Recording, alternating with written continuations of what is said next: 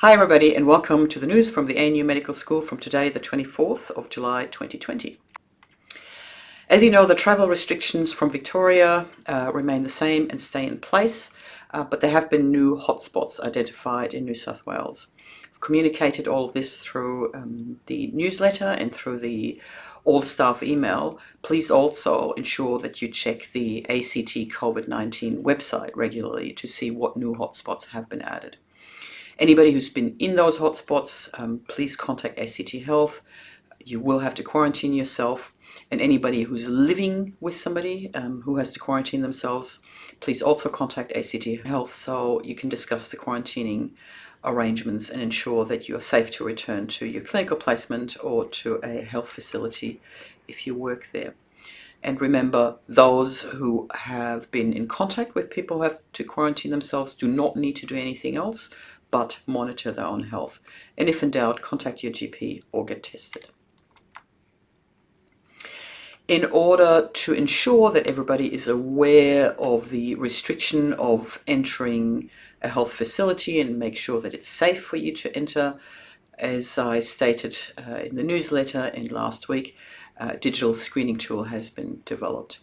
As of next week, Tuesday, the 28th of the 7th, this tool will be mandatory to be used by all staff, and that includes students, at Canberra Hospital. So what you need to do is to go to the website, answer a range of questions. You will get, hopefully, a green tick. Keep that green tick, take a screenshot, and show it at any of the checking sites at Canberra Hospital. For the medical school, the checking site will be close to Building 24, which is the administrative building, which is just around the corner from the medical school, but there'll be other tents where this can be checked as well. If you get a red cross, please do not enter any health facilities, contact somebody or get tested. So as of next week, that will be mandatory, and it will be mandatory for everybody entering the medical school in Building 4 as well. At the checking sites, you'll get a color-coded spot. And if you show that, then we know that everything's okay, you can enter. And thanks to all of you who attended the town hall meeting hosted by the Dean of the college, Professor Gruen, this week. In this town hall meeting, Russell spoke about the budget and how it affects the college, but really focused on the future of the medical school. He explained that a task force earlier this year provided a report on the vision of the school for the future, and the need now to extend that work and to have another task force that really looks at strategy, function and structure to implement this vision.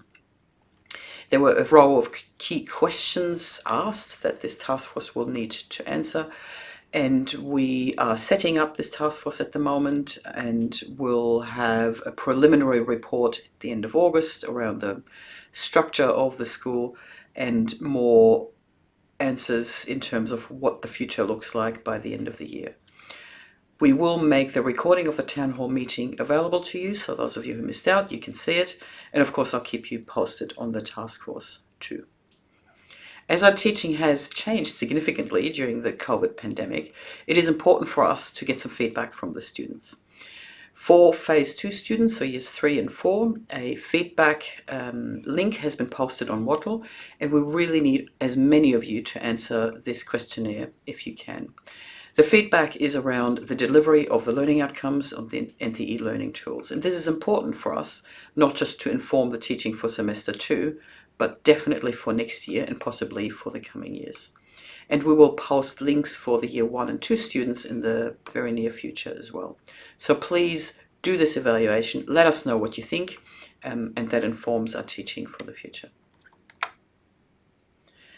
And as I stated last week, the medical school will not open up at the end of the month, but we will remain partially open. And we've now clarified the steps that we have to take, particularly for our professional staff and the paid academic staff, to be allowed to remain working from home. The information on the forms that you all have to fill out, which really isn't that hard, are on the intranet. And if you have any questions, please contact your supervisor. The spotlight on teams this week is on our outstanding TELT team. TELT, or Technology Enhanced Learning and Teaching team, was set up a few years ago and is very capably led by Associate Professor Alex Webb and Kat Estevez.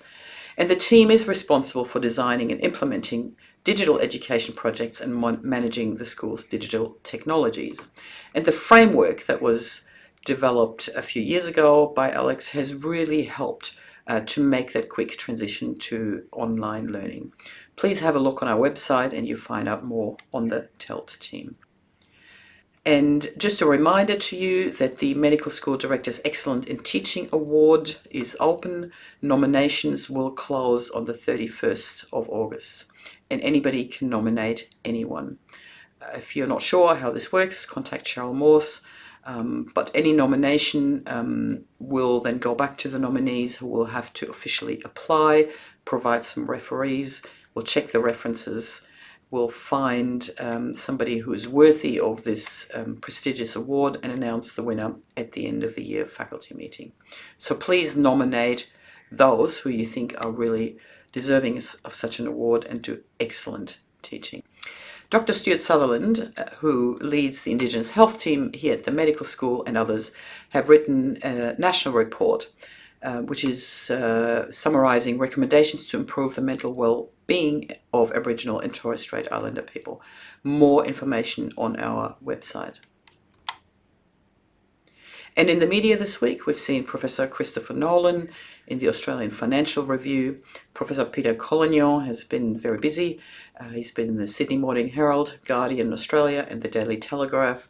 And Associate Professor Sanjaya Senanaki has been equally busy, being on ABC News, Sky News, and News.com. And just a reminder that the mid-year faculty meeting will be held next week. On Thursday at 5:30, it'll be online. Professor Ian Anderson, who's the DVC student and university experience, is our invited guest, and we'll have a panel. And what you will get is a bit of an update from me, and then really a panel discussion with Professor Anderson around what's happened on ANU campus during the COVID-19 pandemic. Please join us, and I'd like to see as many of you there as possible. Turnitin is also holding a virtual event around assessment, and it is going to be a panel discussion around best practices for design and measuring success. The link is here below, and I will send it out as well, and that's on the 5th of August at 2:15 p.m. So that's all from me for this week. Thank you for tuning in. Please remember that if you're unwell, do not come to a placement or go to work. Wash your hands, look after yourself, look after others, and send me any ideas that you have. And I'll see you next week. Have a great weekend. Bye-bye.